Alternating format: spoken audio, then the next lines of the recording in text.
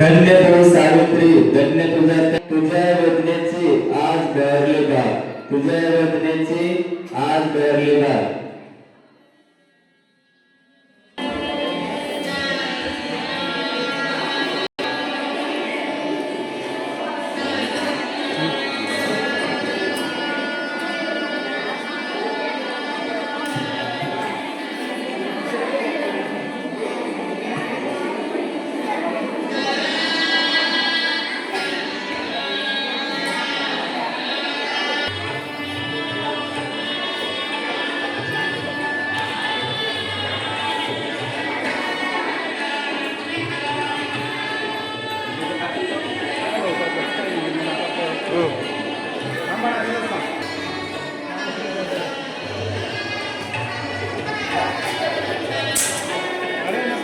हो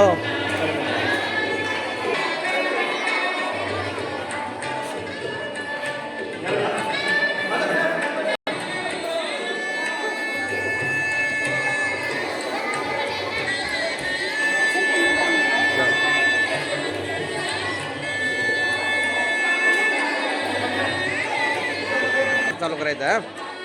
आणि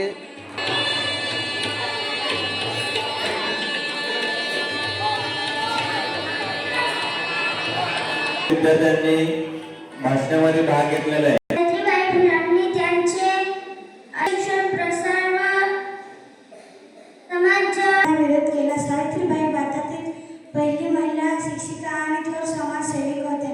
त्यांना माझा कोटी कोटी प्रमाण धन्यवाद. To speak a few words about Savitribai Phule. Savitribai Phule was India's first female teacher and a social reformer. She was born on 3rd January 1831 in the village of Naigad in Satara district of Maharashtra. Thank you. धन्यवाद. Savitribai Phule was Indian social educationalist and for she was born on 3 January 1813 in the village Naigad in Satara district Maharashtra. Her father's name was Condo's name was Patil. And her mother's name Lakshmi was girls school 1848 Pune. Thank you. आणि व्यासपीठावर उपस्थित आजच्या आणि माझ्या सहकारी मित्र आणि विद्यार्थी मित्रांनो, अतिशय आनंदाच्या उत्साहाचा असा हा दिवस 3 जानेवारी क्रांती ज्योती सावित्रीबाई फुले यांची आज ही जयंती. तिने शिक्षणामध्ये स्त्री शिक्षणाची जी काही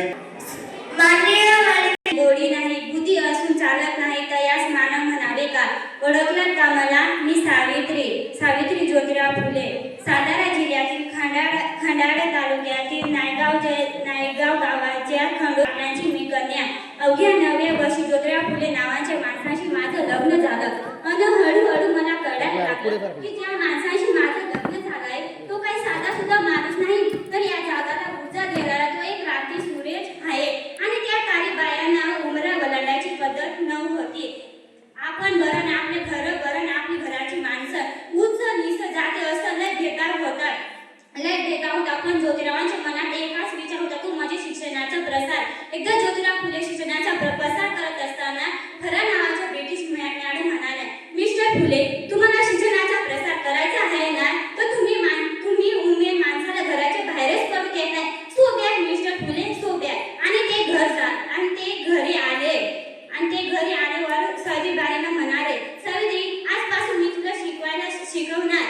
आणि माझा अभ्यास सुरू झाला. काना, माझा आकार, वेलांटी आकार, उठा बेक व बेडरूमच्या बेडरीचा हाच ध्यास मी लिहायला शिकले, वाचायला शिकले आणि मी काव्य सुद्धा रचू लागली. अशातच 1848 शनिवार रोजी पुण्यातील भिडेवाड्यात आम्ही पहिली शाळा सुरू केली आणि मी पहिली शिक्षिका आणि पहिली मुख्याध्यापिका सुद्धा होत्या. समाजात धर्मगुणाला असे खोलेकही सुरू होते. अहो, एखाद्या सर्वसामान्य माणसाने शिक्षण घेतलं तो कोणता धर्म बोलतो हो? इकडं लादू असू शकतो हा धर्म.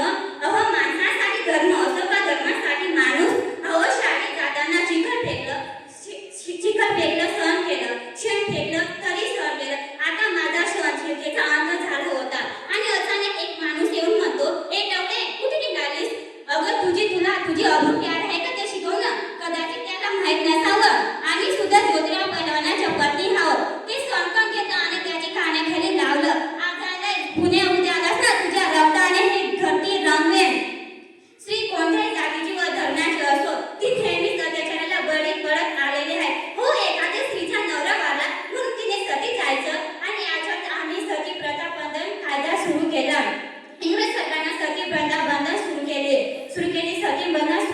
सुरू केले